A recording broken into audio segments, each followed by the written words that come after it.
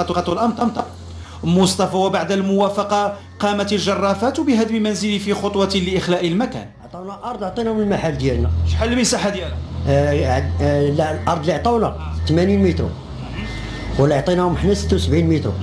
الأمر هنا يتعلق ب 143 مسكنا معنيا بالهدم بهدف القضاء على البناء العشوائي من جهة ولفسح المجال لتمديد شارع نيس من جهة أخرى. لا الحمد لله داروا معنا مزيان. أنا كارية وعطاونا 80 متر. فهنا حنا كنتواجدوا في هذه النقطه ديال شارع نيس اللي كيربط بين شارع الزرقطوني ولاكورنيش ديال عين دياب. هو كيتعتبر واحد المحور طرقي اللي جد رئيسي كيهدف واللي كان تقريبا هذا المشروع معلق ازيد من 50 سنه. الان الحمد لله تم يعني الحسم فيه. على مقربة من الموقع هناك حي صفيحي شاخ أصحابه بسبب تقادم الوعود التي أعطيت له. كارية الهجاجمة هنا تقطن عائلة خديجة رابط منذ الخمسينيات من القرن الماضي. إلى جانبها هناك 1600 عائلة تعيش ظروفا صعبة.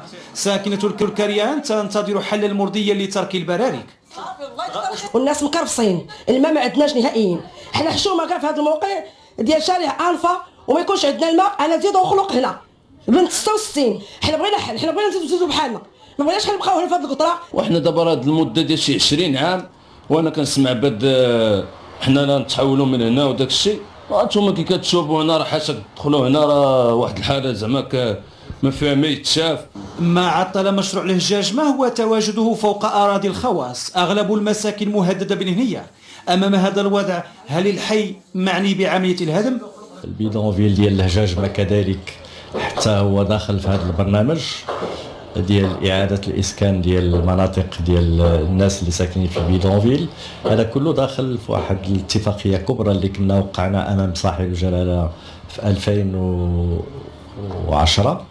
بعملة مقاطعات الدار البيضاء أونفا استفادت 3000 أسرة من برنامج محاربة السكن غير اللائق بكل من المدينة القديمة وحي باشكو.